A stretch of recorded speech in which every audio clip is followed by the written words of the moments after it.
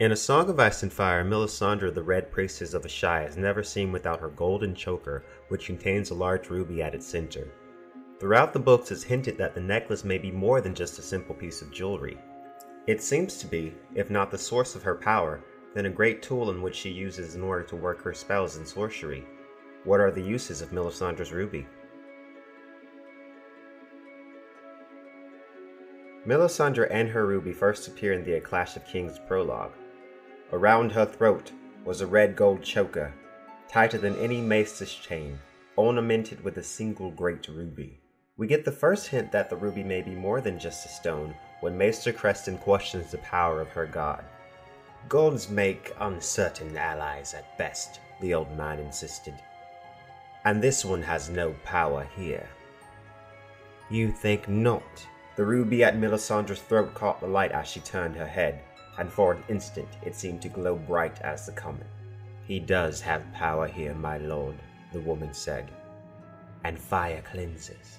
At her throat, the ruby shimmered redly. The ruby shimmers and glows as Melisandre speaks of her godward lore. Trick of the light? Perhaps.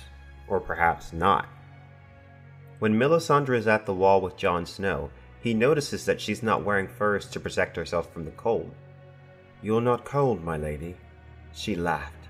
"Never." The ruby at her throat seemed to pulse, in time with the beating of her heart. "The Lord's fire lives within me, Jon Snow. Feel."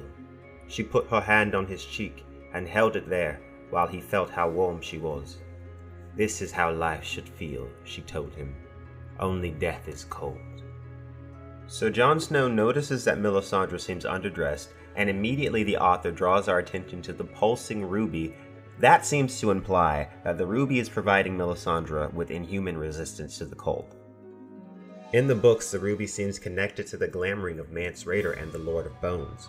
When the Lord of Bones is burned in place of Mance and glamored to look like him, Melisandre can feel the heat of the jewel on her neck.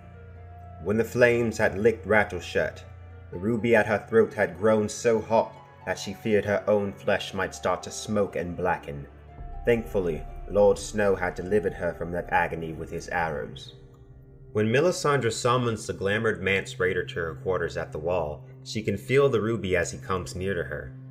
Melisandre felt the warmth in the hollow of her throat as her ruby stirred at the closeness of its slave. She refers to Mance as the slave of the ruby and not her slave. In my opinion, that implies that the ruby itself is the source of the glamour. Later, when she breaks the spell, Melisandre touches the ruby on her throat. Then the ruby on Mance's arm goes dim and the glamour vanishes. The sound echoed queerly from the corners of the room and twisted like a worm inside their ears. The wildling heard one word, the crow another.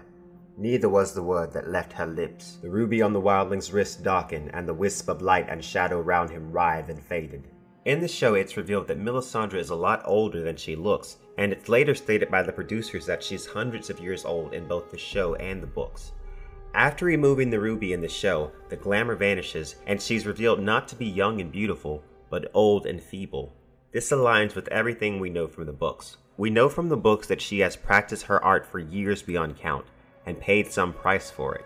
And we know from the books that rubies are essential to Melisandre's glamoring spells.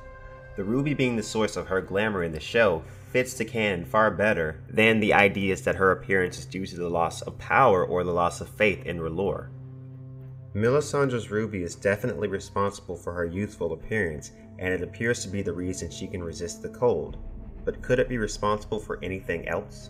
Melisandre also has no need to eat, and barely has any need to sleep.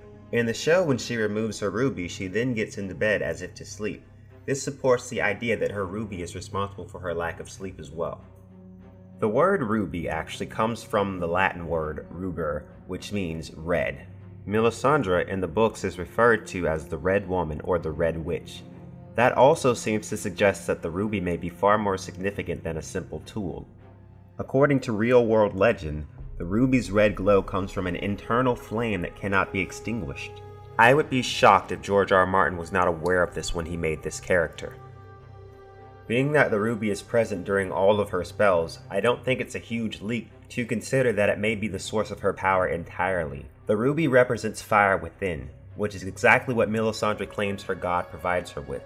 She's never seen without it, and the author draws attention to it over and over throughout the books. It's mentioned nearly 20 times in A Dance with Dragons alone, even though Melisandre only appears in Jon's chapters and one POV chapter of her own. All the evidence that we have suggests that the ruby is the source of Melisandre's power. The question then becomes, where did she get it from? Hopefully we'll get the answer in the Winds of Winter. Thank you guys for watching. Make sure you subscribe for more ideas of Ice and Fire.